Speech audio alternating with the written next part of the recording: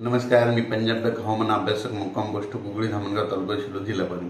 सर्व शेतकऱ्याला सांगू इच्छितो की राज्यामध्ये आता 30 जून पर्यंत राज्यात दररोज भाग बदलत जोरात पाऊस पडणार आहे. म्हणून ही प्रथम शेतकऱ्यासाठी आनंदाची बातमी. त्याच्यानंतर सर्व राज्यातल्या सर्व शेतकऱ्याला सांगू इच्छितो, पूर्व विदर्भ, पश्चिम विदर्भ, मराठवाडा, उत्तर महाराष्ट्र, दक्षिण महाराष्ट्र, पश्चिम महाराष्ट्र सर्व शेतकऱ्याला सांगू इच्छितो 30 जून पर्यंत दररोज भाग बदलत पाऊस पडणार आहे. म्हणून हा अंदाज लक्षात घ्यायचा.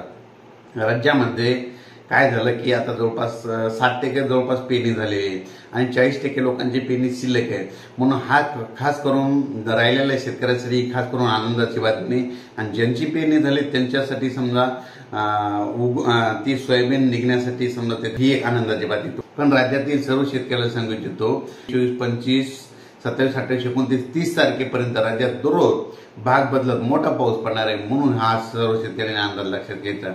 सर्व शेतकऱ्याला सांगायचं झालं तर ज्यांची पेरणी शिल्लक आहे, जमिनीमध्ये इतके ओल झाले, त्यानंतर पेरणीचा निर्णय घ्यावा म्हणून हे देखील सगळ्यांनी लक्षात द्यायचं. अचानक वातावरणात बदल झाला तर लगेच एक मेसेज दिला जाईल. धन्यवाद.